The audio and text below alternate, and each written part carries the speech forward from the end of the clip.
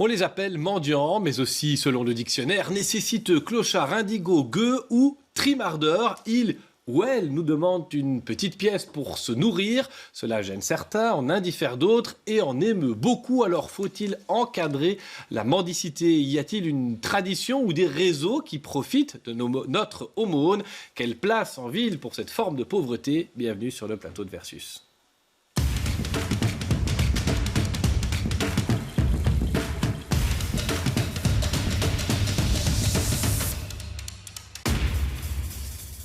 Avec 4 invités en plateau, comme chaque semaine. Et tout d'abord, Koen Geurts, bonjour. Vous travaillez pour l'association néerlandophone Le Foyer, située à Molenbeek, mais vous êtes actif dans toute la région bruxelloise. Martin Wagner, bonjour. Vous êtes sociologue, professeur à l'UC Louvain. Vous êtes l'auteur de plusieurs études, recherches et grand connaisseur, évidemment, de ces questions. Farid Attar, bonjour. Et oui, c'est aussi un enjeu politique. Et vous êtes parlementaire au Parlement bruxellois. Et puis, parce que la mendicité et l'extrême pauvreté touchent aussi et parfois prioritairement les enfants, Bernard De Vos, vous êtes le délégué général aux droits de l'enfant. Pour poser le débat, professeur Wagner, on dit qu'il y a de plus en plus de pauvreté, qu'il y a de plus en plus de mendiants. Est-ce que c'est vrai? C'est difficile d'avoir des chiffres sur une population qui est par essence un petit peu en dessous des radars. Mais les études sont assez claires sur l'augmentation du nombre de personnes sans abri, l'augmentation de la pauvreté. Ça fait au moins 20 ans qu'on assiste à une assez nette augmentation des chiffres.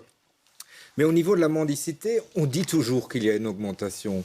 Et ça fait à peu près, quand on suit la presse, ça fait une quinzaine d'années que je suis ces débats, on dit toujours qu'il y en a plus, qu'il y en a plus.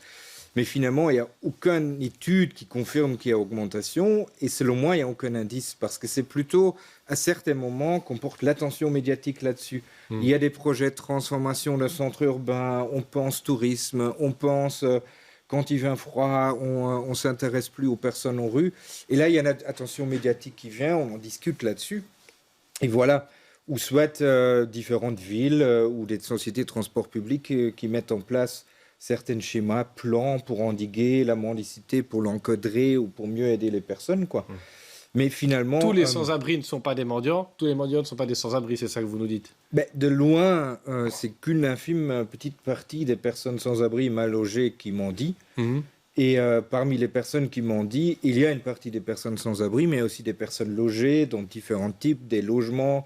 Parfois, ils trouvent refuge dans différents centres pour eux. Parfois, ils s'installent dans des logements non conventionnels, comme on le nomme dans la typologie. Ça veut dire, oui, des baraquements, des tentes ou autres, quoi. Mais c'est un public extrêmement diversifié, en fin de compte, quoi. Alors, Koen Geurts, vous, au foyer, vous allez à l'encontre de certains de ces mendiants. Ce sont essentiellement les Roms. Alors, de nouveau, vous dites, ils ne sont pas tous mendiants, mais ceux que vous rencontrez, qui font la manche, c'est quel profil?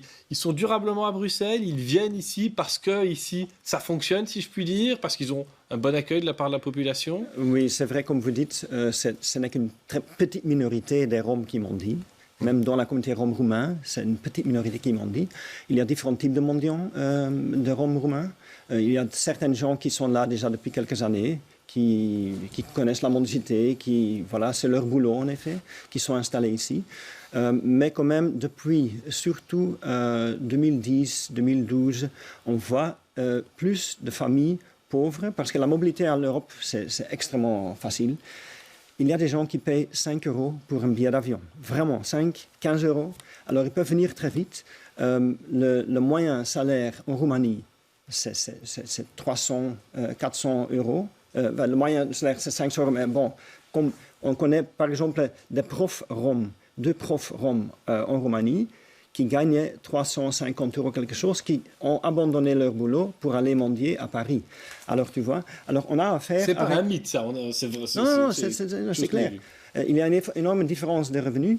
Alors, ça veut dire que maintenant, pour des familles plus pauvres, c'est plus facile de venir à Bruxelles. Et on a constaté qu'il y a des familles qui viennent, c'est leur boulot, parce que ce n'est pas un tabou, c'est leur travail, qui s'installent soit dans des familles qui habitent quelque part dans un appartement, soit ils vivent dans la rue, soit à un SAMU social, soit dans un baraque qu'ils construisent eux-mêmes, et qui viennent pour faire la manche. Parfois, avec enfants. Alors, on voit aux écrans, après je passerai la parole aux autres, mais on voit quelqu'un apparemment lourdement handicapé. Quelque chose qu'on entend souvent, c'est ils ne sont pas aussi handicapés qu'ils le disent, ou bien on les fait venir en leur disant on va vous donner les moyens de vous soigner. Mythe, réalité, et ça rapporte combien une journée pour un mendiant? Vous avez déjà eu des retours, de nouveau, on n'a sans doute pas d'études là-dessus, c'est pas déclaré au fisc, mais enfin, ça rapporte combien? Moi, je n'ai jamais mendié, mais ce qu'on entend des gens, parce que nos médiateurs sont aussi d'origine roumaine, aussi roms, alors ils ont un peu un vue là-dessus. Alors, c'est quelques dizaines d'euros par jour. Ce n'est pas des fortunes, bien sûr, mais au moins, ça, c'est déjà X fois plus qu'ils gagneraient en Roumanie. Alors, c'est clair. Pour les handicapés, là, on dit toujours, essaye de veiller bien leur situation, parce que c'est vrai que parfois, c'est fake, c'est faux. Parfois, peut-être il y a une exploitation là-dedans, on ne sait pas. Alors, on a très peu de contact avec ce genre de mendiants. Alors, on dit surtout, c'est la police qui doit veiller à la situation des handicapés. Bernard De Vos, on le voit, hein, là, dans les images, une mère avec un enfant. Ça vous inspire quoi, vous, quand vous voyez comme ça des familles entières, hein, où le père, la mère, les enfants mendient? On est un peu désarmé face à ça? On peut faire quelque chose? On est désarmé clairement et on est surtout inquiet parce que, évidemment, la rue n'est pas un milieu d'éducation et il faut effectivement tout faire pour faire en sorte que les enfants puissent avoir une éducation de qualité, qu'ils puissent être accueillis correctement, qu'ils puissent fréquenter des lieux d'accueil de la petite enfance, qu'ils puissent fréquenter l'école et qu'ils puissent avoir... Mais c'est pas un vœu pieux, ça, d'imaginer que des gens qui sont venus en avion pour 5 € parce qu'ils se disent qu'ils vont gagner en quelques semaines ici de quoi tenir quelques mois dans leur pays, vont mettre leurs enfants à l'école chez nous? Vous y croyez honnêtement? C'est un vœu pieux, ça dépend. Je veux dire, si ou bien on se décide d'avoir la volonté au niveau européen et puis au niveau belge d'avoir une politique structurée pour combattre la précarité et la pauvreté, y compris des ressortissants d'autres pays, c'est un choix. Ou bien, effectivement, on essaie à la sauvette, à la petite semaine, de mettre en place des règlements. Donc, on va certainement aborder la question du règlement bruxellois. Donc, c'est une manière de faire, mais il y a des manières de faire beaucoup plus ambitieuses que moi, je réclame depuis très longtemps. La situation des enfants mendiants, des enfants de la mendicité, notamment, effectivement, la grosse majorité de ces enfants sont affiliés à des familles roms, et principalement des familles roms roumaines. Moi, c'est un sujet sur lequel je travaille depuis pratiquement le début de mon premier mandat. On a fait beaucoup d'activités, beaucoup d'actions pour essayer de recommander les meilleures pratiques, essayer d'inciter, avec notamment Koen Geurts, inciter les responsables politiques à aller de l'avant. On n'a pas toujours eu un accueil délirant. Hein. On ne nous a pas dit « Ah, super, voilà ». Préparez votre réponse, Farid Attar. On va vous entendre là-dessus sur la gestion de cette communauté. Mais vous y croyez, vous, Koen Geurts? Tous les Roms, on le répète, hein, ne sont pas des mendiants. Mais vous pensez que, par exemple, cette mère-là ou d'autres qu'on voit mendier pourraient mettre leurs enfants dans un cycle, je dirais, ordinaire, école maternelle, école primaire, apprendre à lire, écrire et finalement se sortir de cette tradition de la mendicité? Il n'y a pas d'alternative. Vous y croyez il n'y a pas d'alternative pour couper un cercle vicieux. On sait que certains de ces enfants vont à l'école en Roumanie, sont inscrits dans une Certains, école. pas tous. Certains, oui, pas tous. Alors, ils viennent ici, ils ratent bien sûr des classes, mais bon, il y a une loi en Belgique qui dit l'obligation scolaire. Alors, tout le monde qui est là, même pour une certaine période, est obligé d'aller à l'école. Surtout pour les Roms, parce que c'est la seule alternative pour que cette génération ne devienne pas la génération future de mendiants. Mais brièvement, Bernard De Vos, Farid Attar, qui est très sage. Hein. C'est très, très rapide. Donc, beaucoup de ces familles, mendiantes ou non, sont hébergées au SAMU social pendant l'hiver, pendant le fameux plan hivernal, même s'il n'existe plus. En tous les cas, il y a plus de place en hiver. Pendant cette période hivernale, avec un encadrement éducatif, avec un toit, avec de la nourriture qui est servie à ces familles, les enfants fréquentent l'école. Et quand ils sont à nouveau à la rue, parce qu'on termine, on déleste, entre guillemets, le dispositif hivernal, on voit bien que ces enfants abandonnent l'école. Et donc, on n'a pas de permanence, on n'a pas de continuité. Et donc, finalement, on a des gamins qui sont ici depuis très longtemps, qui ont fréquenté et qui fréquentent l'école de manière épisodique pendant l'hiver. Donc, on voit bien que quand il y a une prise en charge, quand il y a des opportunités pour ces familles de vivre avec un peu de stabilité, les enfants fréquentent l'école. Farid Attar, il faut un plan Rome à l'échelle de la région bruxelloise pour finalement, comme le disait Koen Geurts, casser ce cycle-là? Oui, absolument. Il faut un plan régional, mais national et européen concerté. sans quoi nous allons faire déplacer le problème dans les autres régions, puis dans les autres pays. Moi, je plaide vraiment pour un plan européen, en fait, concerté. Mais qu'est-ce qu'on peut faire au niveau bruxellois? Mais déjà, au niveau bruxellois, c'est les dispositifs qui existent. Monsieur De Vos vient de rappeler, parmi plusieurs dispositifs, le SAMU social, qui est un centre d'accueil, d'hébergement, d'accompagnement. Et vous savez que depuis cette mandature, cette législature, il y a une volonté de changer de paradigme et de sortir du plan hivernal, autrement dit, de ne pas relâcher les gens en rue, de pouvoir vraiment assurer un accompagnement en journée également. Donc, c'est un accueil 24 heures sur 24, donc ça, c'est tout à fait nouveau. Mais je crois que c'est important, dans les différents dispositifs qui existent, de pouvoir les évaluer aussi et de voir ceux qu'on doit renforcer, ceux qu'on doit peut-être évaluer et réajuster. Et je pense ici, s'agissant de populations, vous venez de le dire, surtout des populations roms, peut-être aussi réfléchir à des structures spécialisées qui comprennent aussi peut-être la culture, la démarche. Je crois que c'est important de s'attaquer vraiment aux raisons, de comprendre aussi le phénomène pour pouvoir alors trouver des solutions qui sont adaptées, et sinon on sera à côté de la plaque dans ce que nous proposons. Parce que ici, j'entends souvent qu'il faut faire la chasse aux mendiants, la chasse aux pauvres, la chasse aux chômeurs. En fait, il faut surtout faire la chasse à la pauvreté, à la précarité. C'est ça qu'il faut combattre. Et c'est en fait une volonté politique. Vous avez raison, Monsieur De Vos. Si on a suffisamment d'argent pour le mettre dans l'armement, on peut aussi l'investir dans l'éducation. On peut l'investir dans le social et dans l'humain. Quand on donne de l'argent, nous qui avons un travail, nous qui avons une situation, quand on donne de l'argent à un mendiant, est-ce qu'on l'aide vraiment? Est-ce qu'on ne l'enferme pas dans sa situation de mendicité? Parce que s'il reçoit de l'argent, forcément il va continuer. Koen Geurt, là-dessus, vous donnez, vous, quand vous voyez un mendiant, vous lui donnez de l'argent? Non, je ne crois pas. En matière de famille rome, je ne crois pas dans la charité, pas du tout, au contraire. Ah oui. Ça va leur faire continuer de rester dans ce genre de démarche. On ne peut pas non plus culpabiliser, pardon, je m'excuse. Il y a des alternatives. différents. Il y a des alternatives. Par exemple, notre service et d'autres services font un accompagnement intensif de ces familles. Faire formation, emploi, cours de langue, école, etc. Mais tant que les gens ils continuent à faire ce genre de choses, ils peuvent dépendre de la charité, on n'arrive pas à avancer avec ces familles. Martin Wagner, il a été étudier, analyser ce cycle de répétition. Est-ce qu'à un moment donné, c'est réaliste de se dire, tiens, finalement, on ne va pas donner, comme ça, on va obliger ces gens à rentrer dans un cycle, à aller s'inscrire au CPAS, à demander une aide sociale plutôt que l'aumône des gens?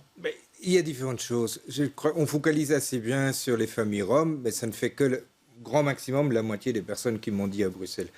Et j'ai toujours un peu rigolé parce qu'il y a une vieille loi de 1894 qui est une des premières lois de l'aide à la jeunesse, qui parle du risque des enfants qui tombent dans les rues, de la délinquance, de la prostitution, de la mendicité et autres.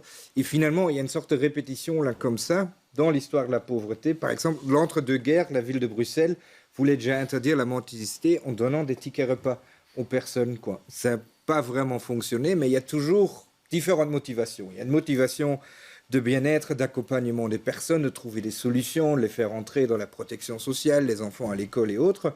Mais il y a aussi une motivation quand même beaucoup moins affichée, c'est de garder des rues propres, de ne pas embêter les honnêtes gens, entre guillemets, qu'on ne les voit pas, et de cacher un peu la pauvreté, comme on dit aussi la cache-misère, là, comme ça, pour qu'ils ne soient pas dehors.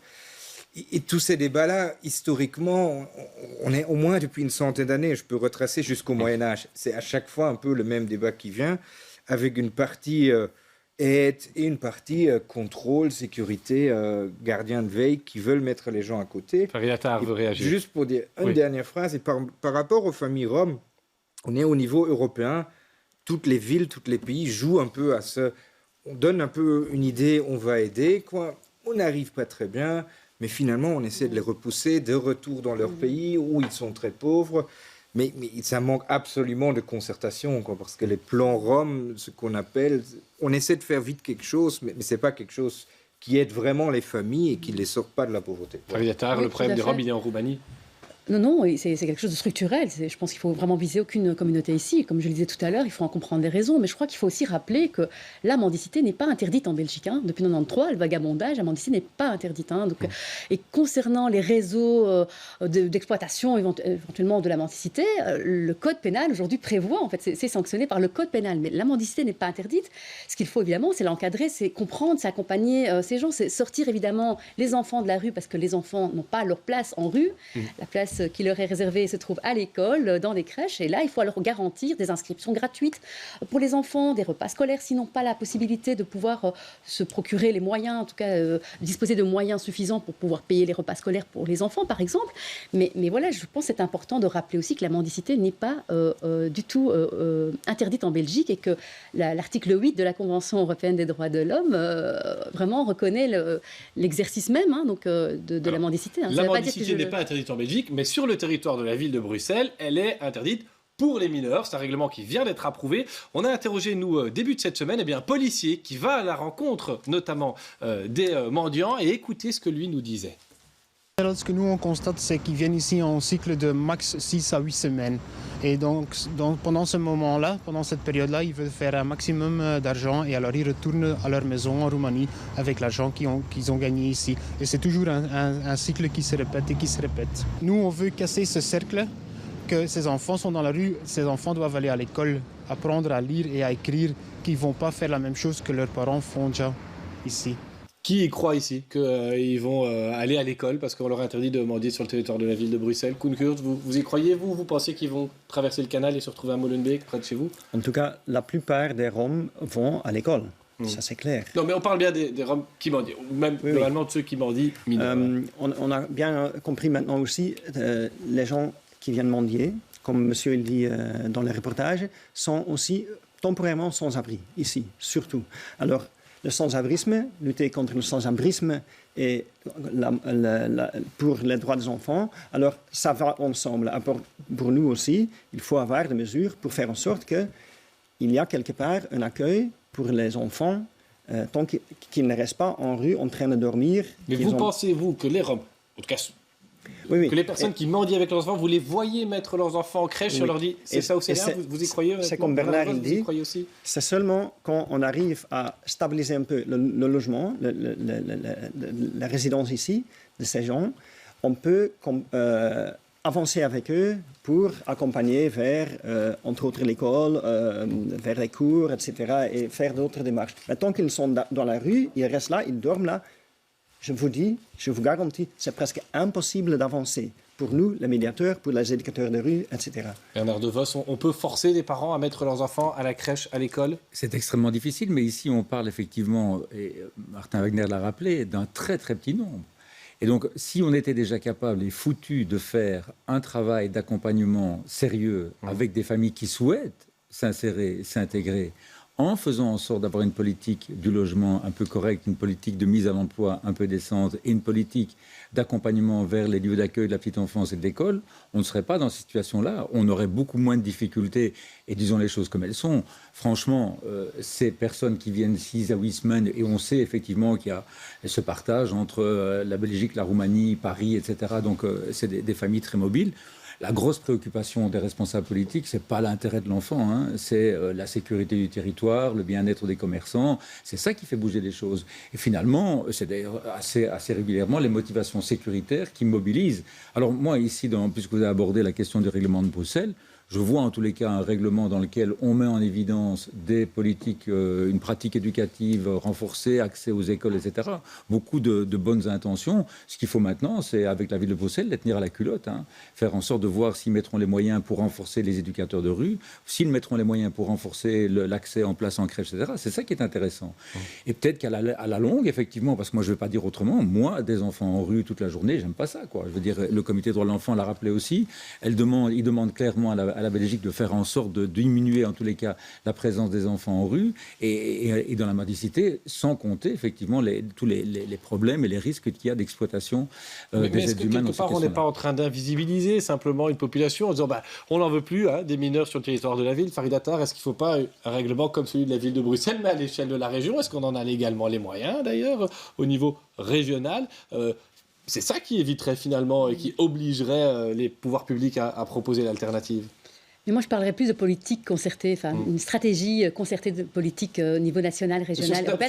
Parce qu'un règlement, c'est un outil parmi tant d'autres. Oui. Et il faudra aussi l'évaluer pour voir si ça marche. Moi, ce que je retiens de ce règlement, c'est qu'en fait, l'interdiction de la mendicité arrive en dernier ressort. Avant, il faut absolument que dans le chef de l'agent de police, toutes les informations soient communiquées en fait, au public cible, qu'il y ait en fait un accompagnement pour pouvoir trouver un logement, travail de prévention, de médiation, pouvoir aussi inscrire les enfants dans les écoles, dans les crèches. Et donc, il y a une série de dispositifs qui doivent être garantis avant d'imaginer la sanction qui est prévue en dernier ressort et qui, évidemment, n'est pas... Toute une série de parents sont parfois sanctionnés pour maltraitance sur leurs enfants. Ça arrive qu'ils soient placés auprès du juge, etc. Il y a quand même un arsenal qui existe. Alors, est-ce que vous ne pouvez pas considérer, Bernard De Vos ou d'autres ici autour de la table, que faire la manche à son enfant toute la rue dans les gaz d'échappement en hiver, c'est quelque chose d'extrêmement violent et maltraitant pour un enfant? Est-ce qu'on peut pas, les pouvoirs publics peuvent pas simplement reconnaître ça et prendre des mesures? Oui, faire quoi?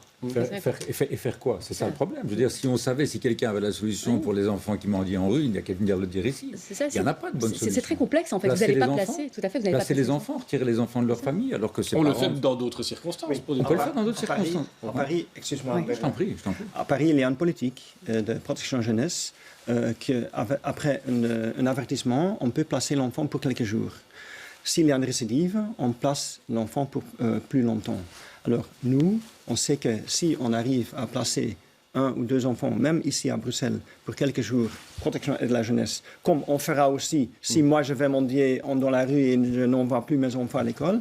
Alors, si on arrive, on sait qu'il y a une boule de neige dans les communautés de Roms, ils s'en parlent, etc. Ça va de bouche à oreille et c'est une mesure symbolique qui va faire en sorte au moins qu'à un certain moment, les enfants n'osent plus aller mendier avec les enfants. Ils peuvent mendier, mais pas avec les enfants. Alors ça peut avoir un effet. Oui, ok. Martin Wagner qui était...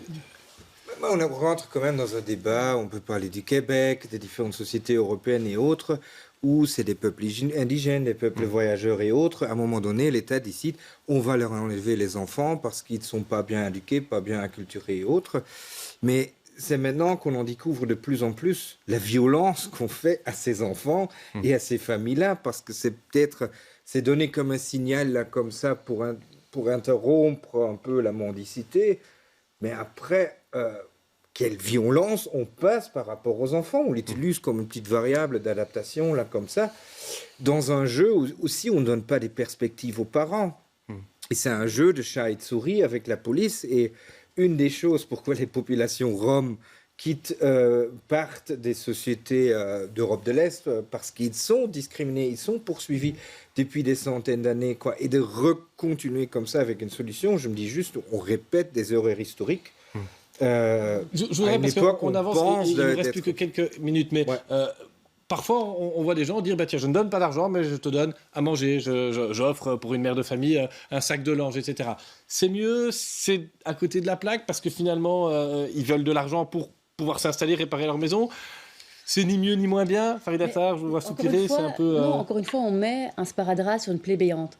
Tant qu'on n'aura pas individualisé les droits sociaux, quand on n'aura pas garanti l'accès, le recours et l'accès aux droits sociaux, quand on n'aura pas supprimé ce taux de cohabitants, tant qu'on n'aura pas lutté concrètement pour éradiquer la pauvreté, eh bien, on aura des politiques très très peu ambitieuses et qui vont en fait manquer le coche. Donc, chacun est libre de donner ce qu'il veut, une pièce à manger ou pas du tout. Moi, je pense qu'il ne faut pas se tromper de débat. Il faut vraiment, et moi j'ai vraiment la volonté, je suis encore une jeune parlementaire, de pouvoir attaquer le problème à sa racine. Et c'est une volonté politique. Où est-ce qu'on met les moyens? Les moyens, ils existent. Hein, et on peut quand on a la volonté politique. Mais je pense qu'il faut faire attention pour le placement. Je voulais juste revenir sur le placement parce que je trouve que ça peut être juste un peu dangereux parce que l'idéal, c'est comme de garder, et je crois qu'on a un spécialiste ici aussi, les enfants en famille le plus possible. Et donc moi, je suis un peu partagée par rapport à la proposition dissuasive de pouvoir placer les enfants. Il faut quand même une enquête sociale. Il faut prouver vraiment qu'ils sont dans une maltraitance. Et donc voilà, je trouve, je ne suis pas certaine que ce soit une solution. À votre conclusion, ce sera une proposition en 15 secondes, petit jingle.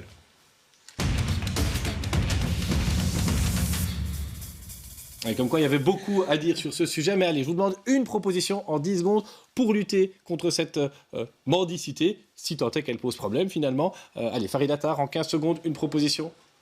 Un rêve? Peut-être, oui, peut-être dans les structures qui existent, donc de centres d'hébergement spécifiques peut-être aux populations roms, peut-être pour pouvoir assurer alors un suivi dans la recherche d'un logement, d'un travail. Un meilleur suivi structuré. Sans oublier qu'il y a Martin Wagner, évidemment... une proposition inspirante, une idée inspirante? C'est peu de personnes, c'est difficile de les accompagner, mais ça fonctionne aussi. Il y a plein d'initiatives à Bruxelles qui fonctionnent et il faut repenser à lutter aux origines de la pauvreté et pas penser les plaies des personnes. Bernard De Vos. J'ai donné l'exemple du SAMU social, donc il y a moyen, en tous les cas de manière anecdotique, et puis à côté de ça, la seule proposition qui mérite, à mon avis, d'être relevée, c'est la stratégie européenne, certainement, et au moins à l'échelle régionale bruxelloise. Koen Geurts. Nos médiateurs roms, dans notre équipe, ils demandent de sortir du misérabilisme des Roms. Alors, ils savent qu'on doit voir les Roms comme des personnes avec des compétences, avec des potentiels. Alors, si on arrive à stabiliser pour une certaine partie la situation des familles avec enfants, avec un accompagnement vers formation, emploi, etc., alors, voilà. Mais il faut avoir toujours deux voies, bâton derrière la porte. Oui, si ça ne marche pas, qu'est-ce qu'on fait? Il faut avoir quelque part une mesure contraignante. Et la carotte. Merci à tous les quatre d'être venus échanger sur le plateau de Versus. Très belle fin de semaine sur BX1 et on se retrouve bientôt pour de nouveaux échanges.